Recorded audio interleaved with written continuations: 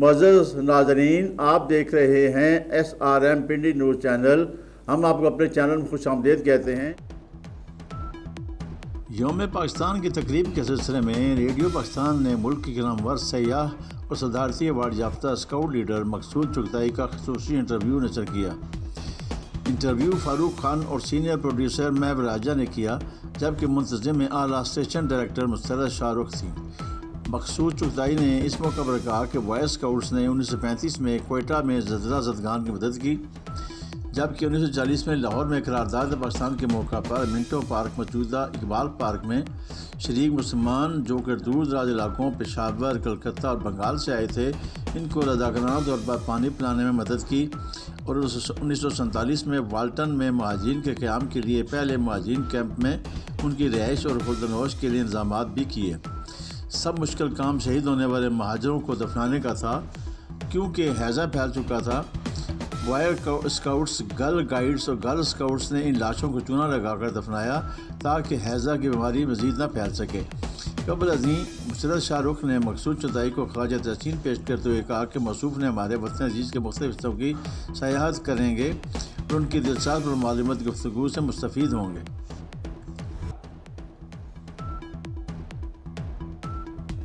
Pakistan Peoples party کے رہنما اور ترقی پسند فلاحی تنظیم کے صدر محمد عامر صدیقی نے کہا ہے کہ حضرت سیدہ بطول بنت رسول فاطمہ الزہرا طیبہ و طاہرہ ذکر پارہ مصطفیٰ صلی اللہ علیہ وسلم نور دیدہ خدیجۃ الکبریٰ زوجہ سید الاولیاء حضرت علی مرتضیٰ مادر امام حسن مجتبیٰ و امام حسین شہید کربلا اور سیدہ زینب کبریٰ سلام اللہ علیہا جنتی عورتوں کی سردار ہیں۔ آپ کا وجود اطہر و خمیر پاک خون رسالت باب صلی اللہ علیہ وسلم سے بنا اور گوندا گیا ہے۔ آپ کی تینیت پاکیزہ ہے، ریاض نجابت کی ساداب کلی ہیں۔ آپ صلی اللہ علیہ وسلم کا فرمان عالی شان ہے، فاطمہ میرا جسم کا حصہ ہے، جس نے فاطمہ سے دشمنی کی اس نے مجھ سے دشمنی کی۔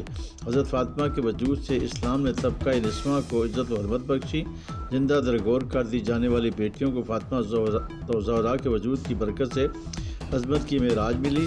مخدومہ کائنات سلام اللہ علیہ کا وجود دین و ملت کے لیے اساس و بنیاد کی حیثیت رکھتا ہے۔ آپ کی سیرت مبارکہ دختران اسلام کے لیے مشرط راہ ہیں۔ الخدمت فاؤنڈیشن پاکستان کے رضاکار پروگرام کے تحت شجرکاری مہم 2023 کلین اینڈ گرین پاکستان کی افتتاحی تقریب کا انعقاد الخدمت فاؤنڈیشن کے مرکزی دفتر میں کیا گیا۔ اس موقع پر الخدمت فاؤنڈیشن کے نائب صدر doctor Mushtaq Mangat, retired administrator Punjab SN Javed, parks and horticulture authority کے مارکیٹنگ افیسر محمد بلال اور دیگر ذمہ داران سمیت مختلف شعبۂ زندگی سے تعلق رکھنے والے خواتین و حضرات نے شرکت کی۔ نائب صدر ڈاکٹر مشتاق مانگٹ نے الخدمت فاؤنڈیشن کے دفتر کے سبززار میں پودا لگا کر مہم کا باقاعدہ آغاز کیا۔ اس مہم کے تحت Al-Khidmat Foundation parks and horticulture اور محکمہ جنگلات کے تعاون سے ملک بھر میں 1 کروڑ پودے لگانے کا عزم رکھتی ہے۔ مہم کا بنیادی مقصد لوگوں کو زیادہ سے زیادہ درخت لگانے کی ترغیب دینا اور صاف ماحول فراہم کرنا ہے۔ تقریب سے خطاب کرتے ہوئے ڈاکٹر مشتاق مانگٹ نے کہا کہ ملک کا مستقبل اس کے نوجوان ہیں اور ہم اپنے ملک کو سرسبز بنا کر دنیا کے لیے مثال قائم کر سکتے ہیں۔ درختوں کی کمی کی وجہ سے آلودگی پھیل رہی ہے اور امراض پیدا ہو رہے ہیں، جبکہ درخت لگانے سے آلودگی میں کمی ہوگی۔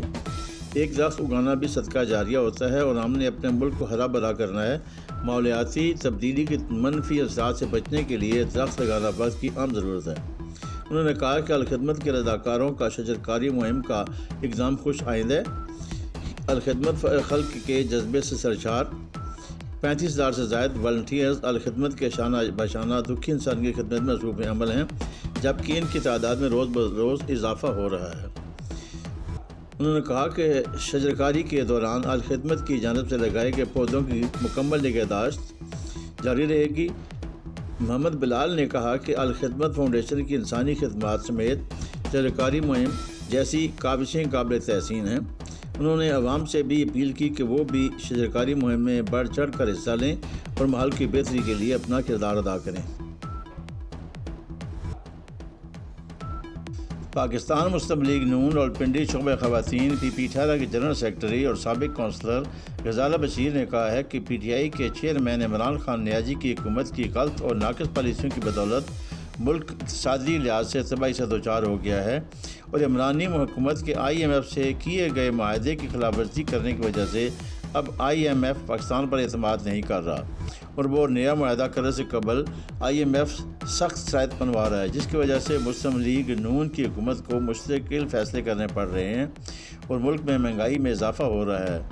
ان خیالات کا اظہار انہوں نے اپنے بیان میں کیا ہے۔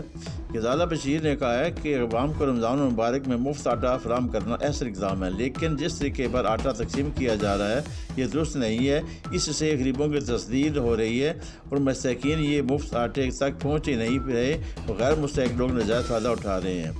انہوں نے مزید کہا کہ الیکشن کمیشن نے الیکشن ملتوی کر کے اچھا اقدام کیا ہے، کیونکہ ملکی موجودہ حالات الیکشن کے لیے سازگار نہیں ہیں۔